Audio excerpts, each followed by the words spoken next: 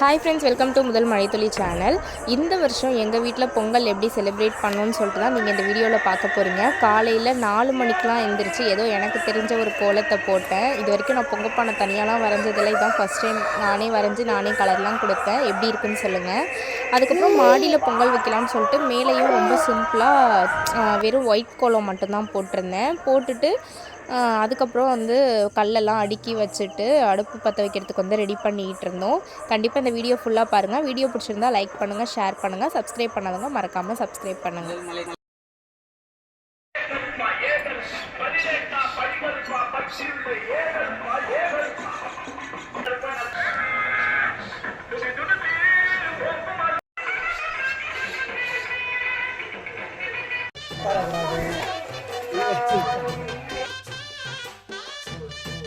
அடுப்பு பற்ற வைக்கிறதுக்கு முன்னாடி ஃபஸ்ட்டு நம்ம விநாயகர் கும்பிடணும். அதுக்காக மஞ்சளில் பிள்ளையார் பிடிச்சி வச்சு விளக்கேற்றிட்டு இருந்தேன். சரி, விளக்கேற்றி வச்சுட்டு அதுக்கப்புறம் நம்ம நல்ல நேரம் பார்த்துட்டு அடுப்பு பற்ற வைக்கலாம்னு சொல்லிட்டு.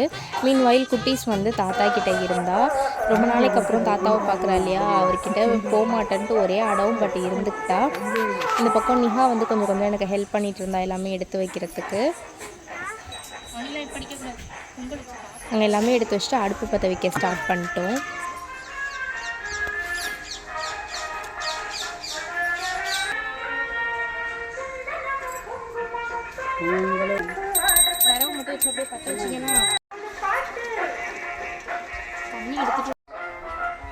அடுப்பு நல்லபடியாக பற்ற வச்சாச்சு.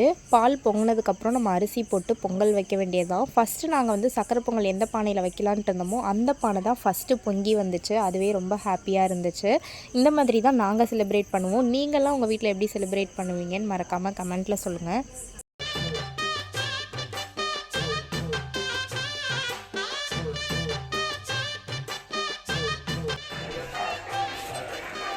ஆதிரா, திவானி என்ன பண்ணுறீங்க? 2 பேரும் என்ன பண்ணுறீங்க?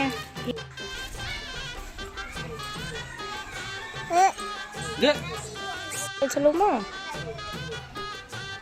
நிஹாவுக்கு செம்மையாக போர் அடிக்க ஆரம்பிச்சிச்சு. அவளுக்கு என்ன பண்ணுறதுன்னு தெரியல. அங்கிட்டு இங்கிட்டு ஓடிக்கிட்டே இருந்தா. அவளுக்கு வீடியோ எடுக்கிறதும் பிடிக்கல. அதனால் அவள் ஒரு ஃபோட்டோக்கும் போஸ்ட் கொடுக்க மாட்டேன். வீடியோ எடுத்தாலும் மூஞ்சி திருப்பிக்கிறது, இந்த மாதிரியே சேட்டை பண்ணிகிட்டு இருந்துச்சு.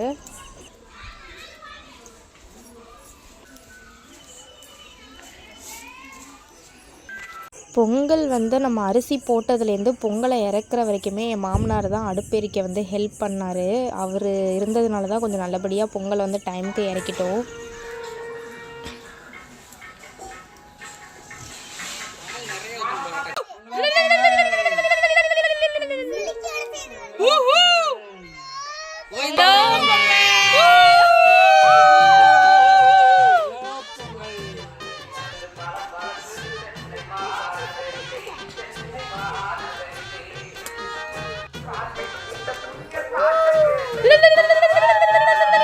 பொங்கல் ரெடி ஆகிட்டு இருக்கக்குள்ளேயே நாங்கள் சைடில் எல்லா காய்கறி போட்டு ஒரு கூட்டு பண்ணுவாங்க இல்லையா, பொங்கல் குழம்பு. அதுக்கு நான் காய் கட் பண்ணிகிட்டு இருந்தேன். எனக்கு லட்சு குட்டீஸ் ஹெல்ப் பண்ணிகிட்டு இருந்தா.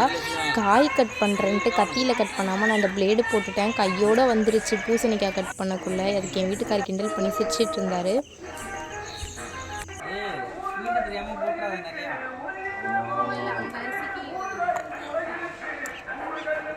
இந்த மாதிரி தான் எங்கள் வீட்டு பொங்கல் ரொம்பவே ஹாப்பியாக ஜாலியாக குட்டீஸோட ரொம்ப சூப்பராக போச்சு.